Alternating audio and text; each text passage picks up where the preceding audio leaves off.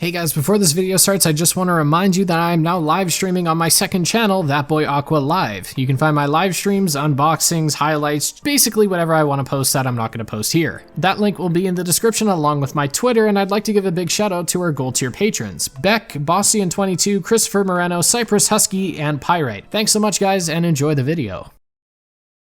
I remember waking up one morning in 2011 and seeing that the PlayStation Network was down. It was a frequent occurrence at the time, and while I don't remember much from the time as I was only 10 years old, I do remember just thinking, oh, that's weird, I guess I'll play COD tomorrow. Another day passed with PSN being down, and then a week, and it eventually turned into months. Obviously, I wasn't the only one who was upset at this, and when the network came back online, I was greeted with a gift of two possible games. The games that stood out to me were Little Big Planet, Dead Nation, and Infamous. I had never heard of Infamous despite the game coming out a few years prior, but oh boy was I interested. I essentially saw it as a video game surrounding Electro from Spider-Man. I downloaded it and holy hell was I hooked from start to finish. Since I've been returning to the Infamous games, I was really excited to relive this experience as I haven't played it since I first did over a decade ago. Coming back around, I found those rose-tinted goggles wore off very quickly, and playing through this jagged borderline slideshow became more of a chore than anything. I found that the mission design was pretty repetitive and the whole game felt very padded. The moment-to-moment gameplay, while being good enough to carry the game, suffered from contradictions that made it quite often frustrating, even on the easier difficulties.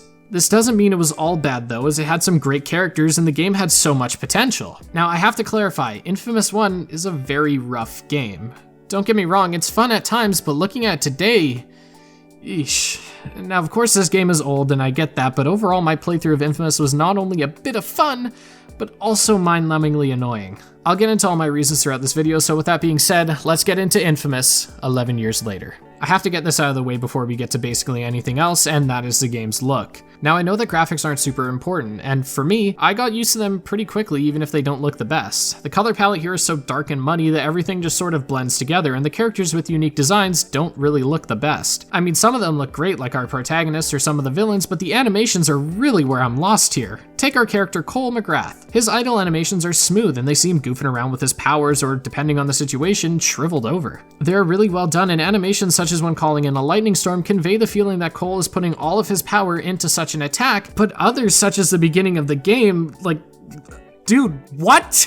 It just feels like they had an A team and a B team for animations, and it seems all too clear what was animated by the A team and what was animated by the B team. Fortunately, not all cutscenes are in-game, and in this case we get a comic-like animation that looks iconic, and these animations were so well received and so well done that they became a staple in the series. I also really like the UI here, as it doesn't take up too much space, yet it gives you all the information you need. Of course, the most important part of a game's presentation in my eyes is how it looks in gameplay. For me personally, it was easy to look past or at least laugh at the animations in some of the cutscenes, but the gameplay animations are still really good to this day, and they make the gameplay that much better. The lightning that comes off your hands illuminates dark sewers, and the way it fries the many enemies looks awesome. It also looks good when cooking civilians if you swing that way. Seriously, some of the effects here are top notch, and it helped to keep me entertained, and I also really appreciated that despite the blasts of electricity going just about all over the place, I never found myself being disoriented or never felt like there was too much going on. The only thing I didn't like is when a karma moment occurs. There's like a logo in the corner that doesn't really look like it fits in with the art style. That's literally the only criticism I can come up with the game's art style, so I feel like it speaks to how well it was done. The game begins with a bomb of sorts going off, and we, the player, are at ground zero, discovering that we now have the ability to control electricity. It's because of such a bomb that the whole of Empire City is thrown into quarantine and subsequent chaos. And damn straight if it doesn't look like it.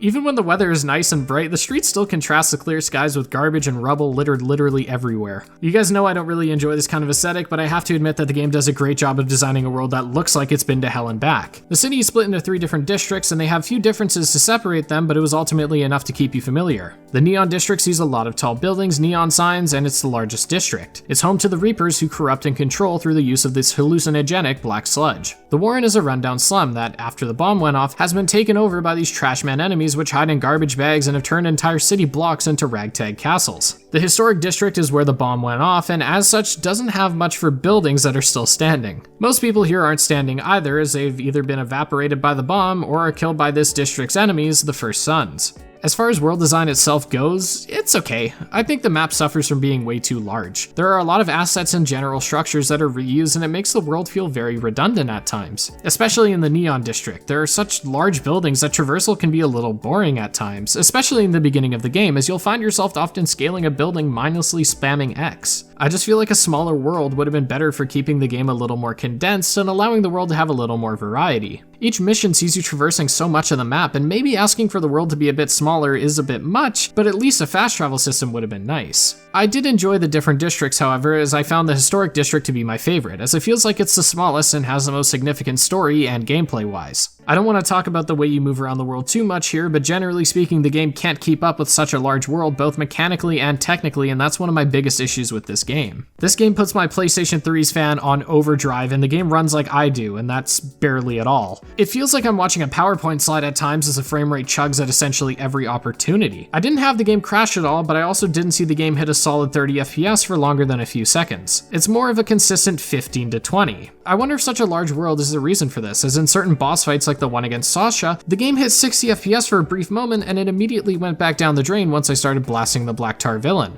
I think these performance issues are just due to the game's scope. I feel like if the powers were turned down and if the world was smaller, the game could have run better, but who knows. Since we're still on the topic of the world, it's worth discussing how we traverse said world, and that is quite slowly at times. The pseudo parkour system here just sees Cole latching onto whatever ledge or climbable object is nearby, and it offers for some fun platforming sections. That is, if it worked properly.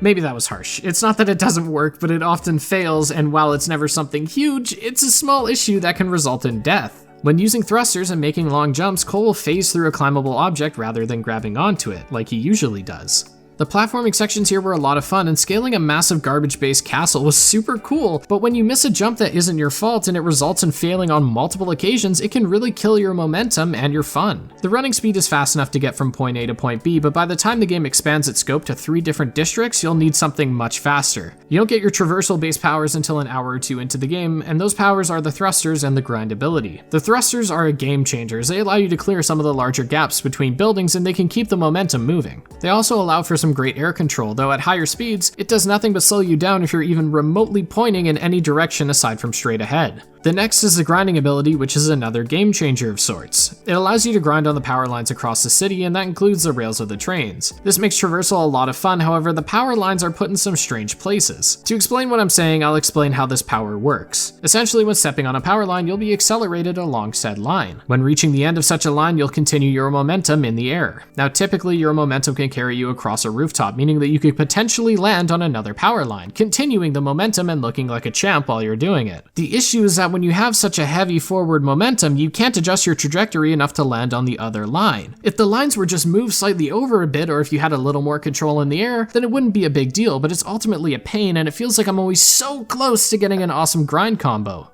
There are also a myriad of moments where I was thrown off a platform because of a bug or some dumb luck, and having the ability to make a difference in my mid-air trajectory would have been awesome. So generally speaking, the movement lacked a sense of fluidity, and it left me wanting more. The movement felt slow and clunky to the point where it caused a lot of deaths and enough eye rolls to give me motion sickness. I really appreciate that this game has a lot of platforming sections. In fact, I think it has more than any other Infamous game, but holy hell if they aren't a pain in the ass due to these controls. And hell, the future games improved on the climbing system, so more traversal would have been awesome to see. Fortunately, your powers are not just restricted to the thrusters and the power line boosts, as you have a myriad of tools at your disposal, all of which have some good uses, and I never felt like any of them were overpowered or overshadowed by any other moves. You have your basic bolt, which will serve you well even up to the end of the game. The main advantage of this move is that it's not tied with your energy bar in the top left. Even when you have no power, you can still summon Old Reliable, and it likely will be summoned multiple times, even when you have some of the more damaging moves. You also have the shockwave, which is pretty self-explanatory. It uses a small amount of power and it's good for reflecting projectiles and zoning yourself from enemies, as some will try to rush you. There are a few missions where you have to defend a vehicle while standing on top of it, and this move will be invaluable for those, as you can see multiple rockets coming at you at just about any moment. The grenade is great for nailing an enemy behind cover or just doing decent damage to a large group. They use a moderate amount of power and do some decent damage, but this move is especially useful for making an enemy vulnerable. Once they get hit with their grenade, they'll be knocked down and stunned, which can allow you to get some hits in with your basic bolt. Upgrades can increase the damage, and it makes it useful for boss fights. Some enemies might be a little too far away to hit or are in a tricky spot, and you can use a precision shot, which is essentially a tighter, deadlier, and as the name would suggest,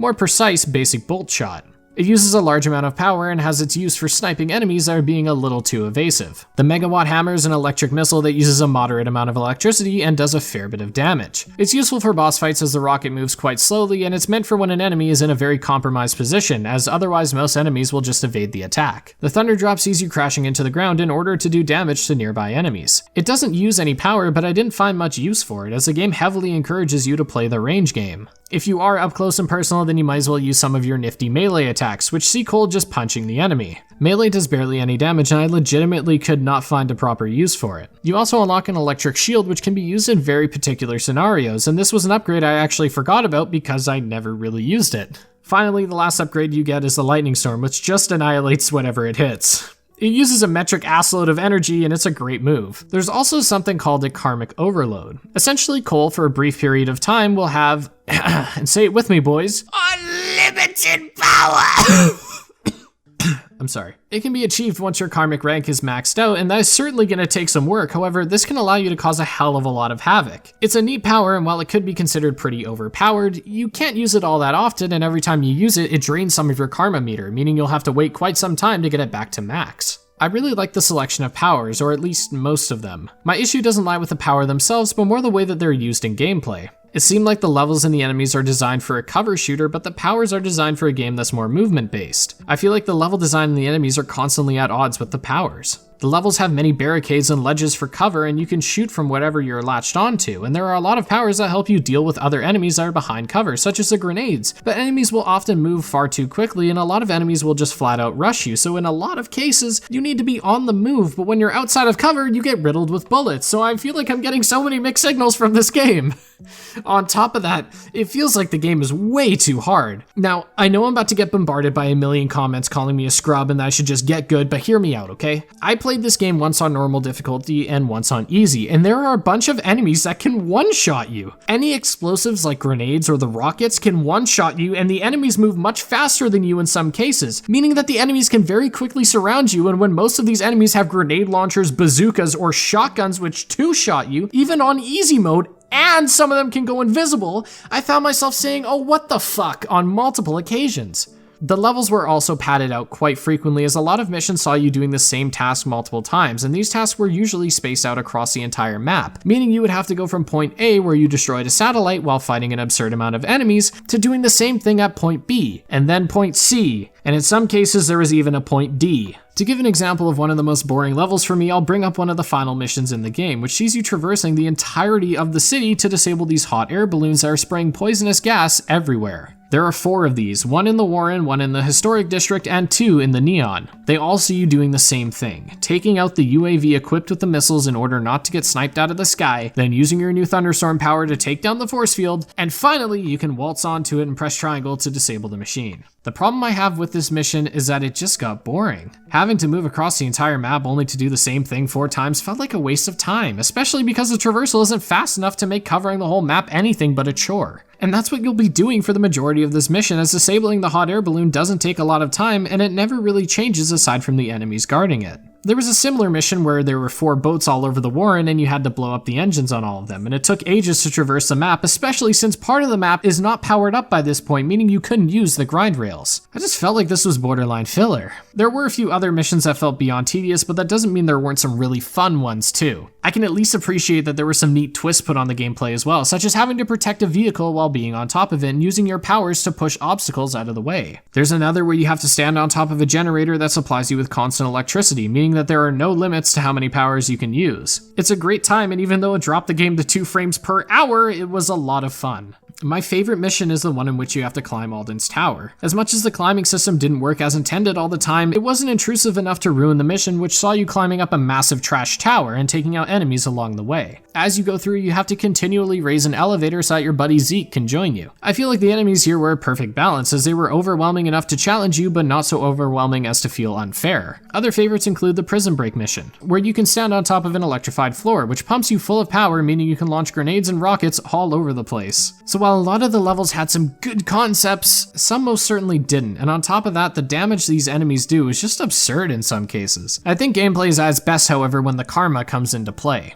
Karma is something I've loved since the beginning, even if I criticized it very heavily in my infamous Second Son video. Here, I can confidently say it's really good, and it actually had some gameplay impacts apart from the typical good guys have to not shoot civilians and bad guys can just do whatever they want. Let me give you an example. When playing through a mission in which you have to turn some pipes to stop the poisoning of the city's water supply, you're presented with a choice. If you turn the valve yourself, you'll get a blast of tar in the face, meaning you'll be sent on a trip of sorts which greatly affects how well you can shoot, and you'll have your energy limited. You could either turn the valve yourself and sacrifice your power and vision, or get a civilian to do it. I also like the way Cole presents this choice in his head. He says, whose health matters more, his or mine? So not only does this directly affect gameplay, but it also poses a dilemma that while having a clear good and bad option, presents justification for both sides. I could understand why someone would force the person to do it, as Cole is essentially the only one with the ability to stop the other conduits running around, and if he's not in tip-top shape, that could result in thousands more dying. This is even better when compared to Second Son, where hero Delsin is a pretty cool guy,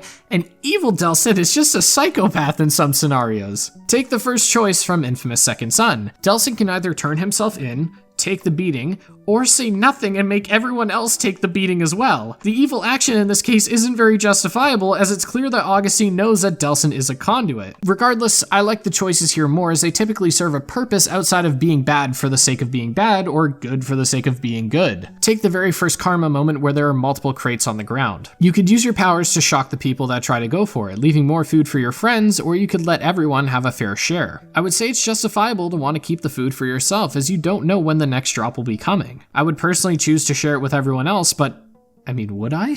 If I'm in a quarantine city for an undetermined amount of time, I don't know if my morals would hold up. Of course, there are one or two where the choice is literally, do you want the people to respect or fear you, and while these are pretty basic, they don't happen very often. There are a bunch of powers locked behind your karmic rank, which I appreciated, as it made the gameplay of my two playthroughs different enough to keep me entertained. There is another choice I want to bring up, which happens near the end of the game. You and your contact John finally track down the ray sphere, and you have the choice to either destroy it or set it off. Setting it off would theoretically grant you even greater powers at the sacrifice of thousands more dying. Attempting to do so will lock you into the Infamous rank. No matter what rank you are prior, you'll be swapped to the Infamous rank and you'll gain a considerable amount of power and experience. Your karmic meter will also look poisoned, and it looks awesome. I like this a lot because no matter what your karmic rank is, you can always go back. No matter how many evil actions you made or how many people you injured, you can always go back and become the hero.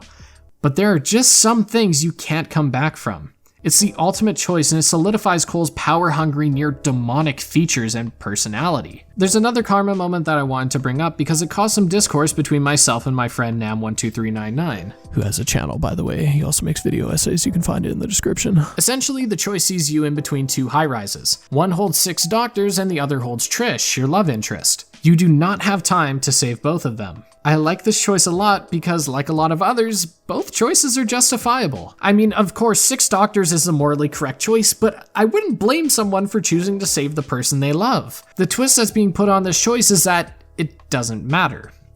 No matter what you choose, Trish will die. If you choose the doctors, she dies. If you choose to save her, then it turns out that she was actually on the building with the doctors. Now, Nam didn't like this because what's the point of having a choice if it doesn't matter what you choose? I, on the other hand, really like this choice because it's pointless. When a game has a choice system as a central mechanic, having a choice that changes nothing when most choices do make these ripples further enforces the idea that sometimes you just can't change fate. Trish was meant to die, and this choice made me, as the player, feel just as powerless as Cole, someone who is blessed with more power than any human could ever dream of. No matter who you are or how much electricity you can drain, you can't save everyone. It's not just these contained choices that differ based on your actions, but there are quite a few dialogue interactions between Cole and his friends that'll change depending on your karmic rank. For example, after clearing one of the game's underground substations, you get a call from Zeke where he explains that your work has reduced crime in the city, and if you're good, he'll congratulate you. However, if you're evil, he'll comment on your new look and how it looks like Cole is becoming corrupted and twisted.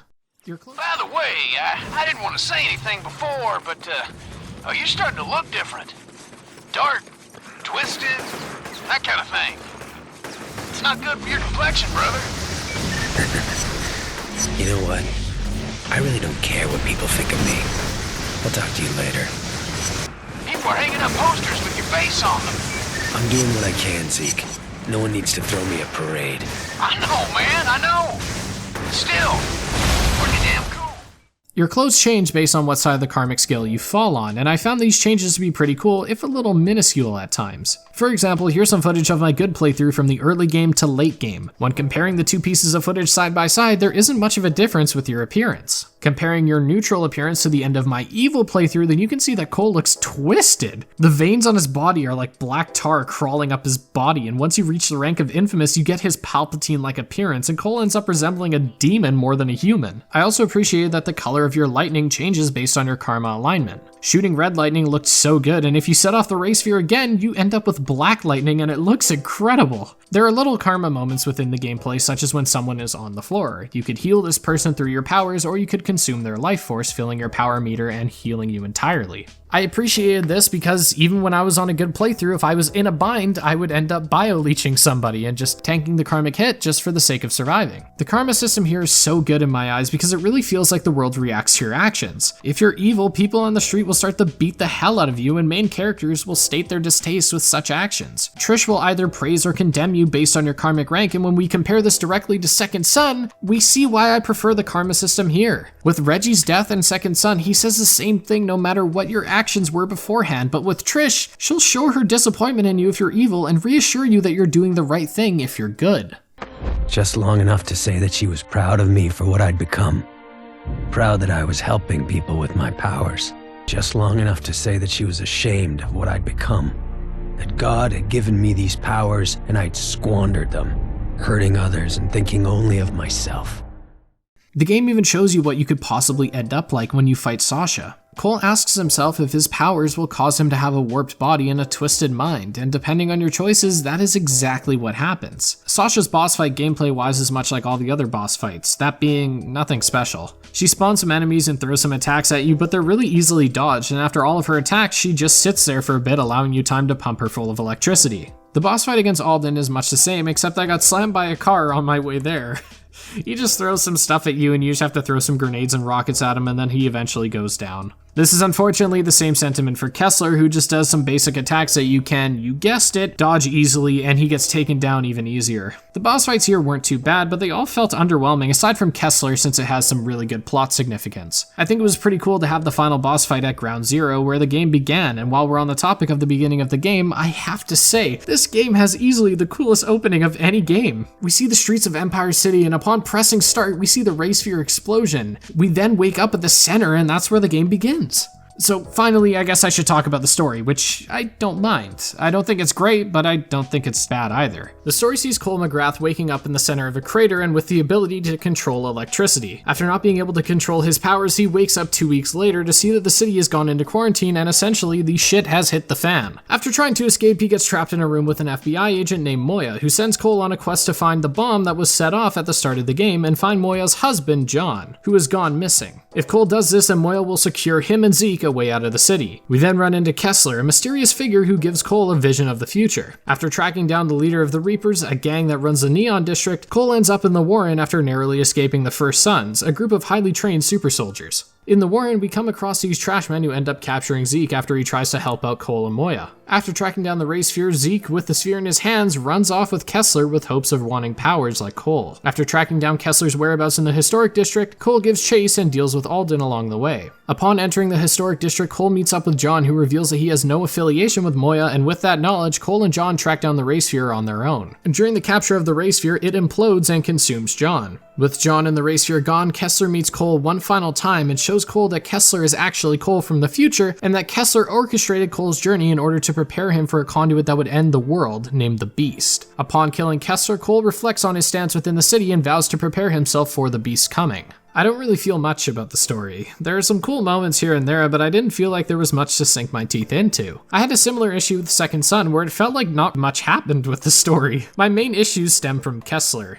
Kessler's story goes like this. He had powers and decided not to stop the Beast, so he used, and I quote, his newest and most dangerous power, a one-way trip back in time. What? Look, if you can get past this seemingly out-of-nowhere excuse for Kessler to go back in time, then you'll probably be fine with the story, and for me, yeah, I can get past it. It's not like this game was super grounded in realism anyway, so believing that Kessler truly did orchestrate everything with Cole, yeah, I buy it. The only thing is, I don't know why Kessler didn't just kill John. The ray sphere is what gave John his powers, and it's heavily implied by some audio files in Infamous 2 that Kessler knew John was the Beast, so I don't know why he would avoid killing John. This might be just an issue with Infamous 2 as it contradicted information presented here, but I don't know. I like some of the arcs with the characters like Zeke. Zeke's jealousy grows as the game goes on, and I really enjoyed it because Zeke really wanted to do some good, but just didn't really have the opportunity. This is even more so with Cole if he's evil, as Zeke wants to do good, but instead his friend gets the powers to really make a change and he uses it for domination. It really justifies Zeke's choice to ditch Cole. Otherwise, if you're good, Zeke's choice doesn't make the same amount of sense. Trisha's character feels so weird because even if you're kind and caring, she doesn't really give you the time of day because some guy on the TV said that you're a terrorist. I just don't understand why she would believe the guy on the TV rather than her own boyfriend. It just made no sense to me and it made me not like Trish at all. I think the best part of the story is the little interactions between Cole and Zeke. It's a ton of fun hearing these guys talk about the situation on their hands, and I specifically liked how Zeke talked about if the government got their hands on the ray sphere and if they were able to create conduits. He says it wouldn't turn out well, and if you played Second Son, then you know that he was more than correct. Scares the hell out of me. The thought of the government getting their hands on that ray sphere. Didn't we already have this conversation? I know, you got caught pissing in the wind. But think about this for a second. Now, if that thing dishes out superpowers, what's to stop old Uncle Sam from juicing up the entire military, or the cops? We'd have no defense against that. So overall, I liked this game for the most part. There were a few moments that made me audibly airing my frustrations, but there were also a lot of moments where I found myself saying out loud, okay, that was awesome. The graphics, while certainly not the best, aren't distracting enough past the first hour, as you'll get used to it pretty quickly. The gameplay, while being janky at times and a little too difficult with the enemies that can move faster than you and kill you in one hit, also showed an incredible amount of potential on top of still being pretty fun most of the time. The story wasn't the best and there were a few questions I had by the end, but it was good enough to set up the future games and it didn't jump out of the realism box too much. I really liked the karma system in this game, as the decisions typically fell into a moral gray area and they had direct impacts on the story and on the gameplay. It had a lot of memorable characters and memorable moments in general. I think while Infamous 1 was pretty consistently rocky, it showed a ton of potential and I'm even more excited to cover Infamous 2. Sucker Punch clearly showed that they knew what they were doing, and no matter what side of the karmic scale you fell on at the end of your playthrough, the series certainly had a bright future.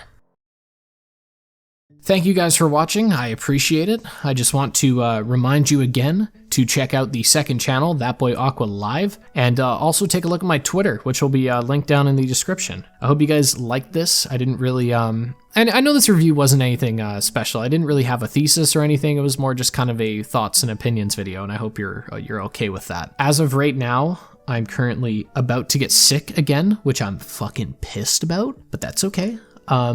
Hence why I'm doing this recording at like 1 in the morning, because I want to do it before my voice gets shot. I also want to thank the patrons again: Beck, Bossian22, Christopher Moreno, Cypress Husky, Pyrite, Dr. Nanner, Jacob Douglas, Denzel Ratesh, and Tristan Whitewolf. Thank you guys so much. I appreciate your support a lot. And thank you even to the non-patrons. All your support has been really awesome. You guys have been super kind to me. As of right now, the Arkham City video is at 30,000 views, and we just hit 47,000 subscribers, which is just like, wow. It's super awesome. I appreciate it a lot. And yeah, I don't really have much else to say with that. My next video, I don't really know. I got so many videos I want to make. You can probably expect another Batman video and Assassin's Creed video at some point. I might be doing some Spider-Man stuff too, but I don't really want to talk too much about that. Yeah, I think that's it. I know this end discussion here is kind of short, but I just, I don't have much to say. I'm recording a lot of this very quickly after posting my Arkham City video, so not a lot has happened in the past like week. So yeah, I just finished midterm season, so kind of fucking psyched to be done with that. But other than that, yeah, I got nothing. Thank you guys. I love you guys. Check out Nam12399, and I'll see you guys next time. Deuces.